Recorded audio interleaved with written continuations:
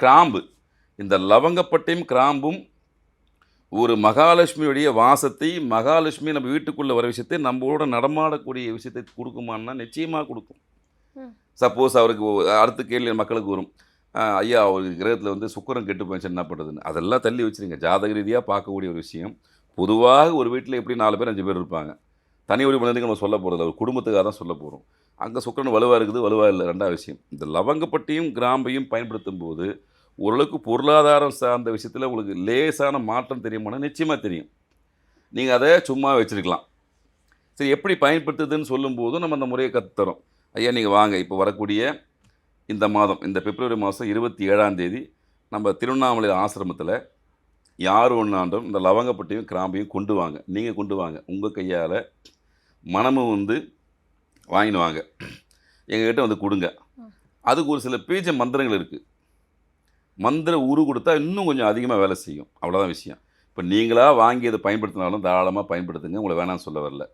லவங்கப்பட்டைக்கும், கிராம்புக்கும் மகாலட்சுமியுடைய பரிபூர்ண ஒரு சக்தியை கொடுக்கக்கூடிய தன்மை அதுக்கு உண்டு.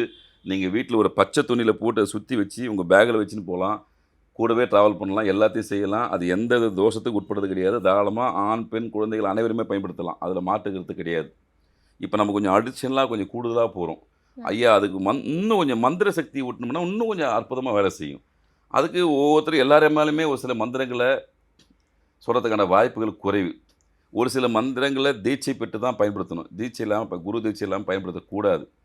அதனால நீங்க இப்ப வந்து வரக்கூடிய 27ஆம் தேதி, நீங்க இந்த லவங்கப்பட்டை, கிராம்பு எவ்வளவுன்னா நீங்க வாங்கின்னு வாங்க.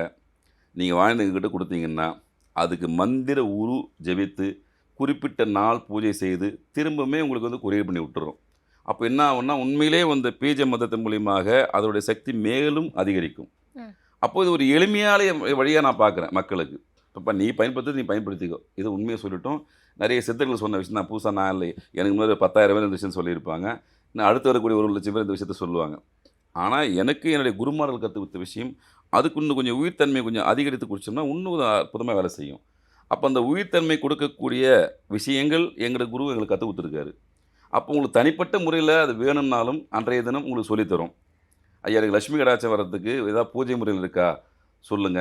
நான் பர்மனென்ட்டா மேக்ஸிமம் அத செஞ்சுக்கிறேன் வீட்ல அப்டின்னாலும், அந்த லட்சுமி கடாட்சம் நிரந்தரமாக உங்க வீட்ல வாசம் செய்யறதுக்கான பூஜை முறைகளும் ரொம்ப எளிமையா இருக்கு. சித்தர்கள் குடுத்துருக்காங்க. சொல்லி தர்றதுக்கு நாங்க ரெடி.